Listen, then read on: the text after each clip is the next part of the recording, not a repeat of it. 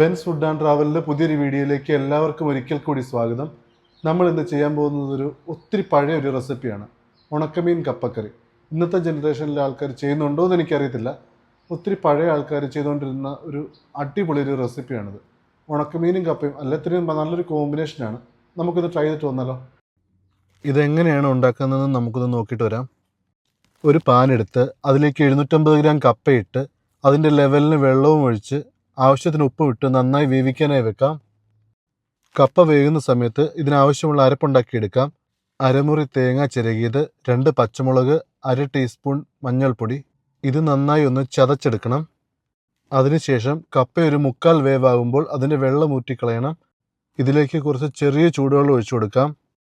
ഇതിലേക്ക് ഒരു 150 ഗ്രാം ഉണക്കമീൻ ഇട്ട് കൊടുക്കാം. ഞാൻ മാന്തലാണ് ഇട്ടിരിക്കുന്നത്. ഇതിന് ബെറ്ററായിട്ടുള്ളത് ഉണക്ക അയലയാണ്.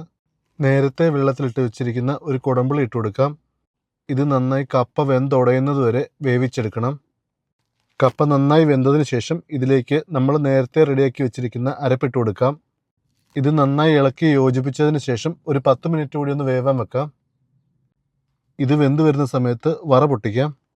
ഒരു പാനെടുത്ത് അതിലേക്ക് എണ്ണ ഒഴിച്ച് 1/4 ടീസ്പൂൺ കടുക് ഇട്ട് കൊടുക്കാം. കടുക് നന്നായി പൊട്ടി വരുമ്പോഴേക്കും ഇതിലേക്ക് 2 ചുവന്നുള്ളി ചെറുതായി അരിഞ്ഞിട്ട് കൊടുക്കാം.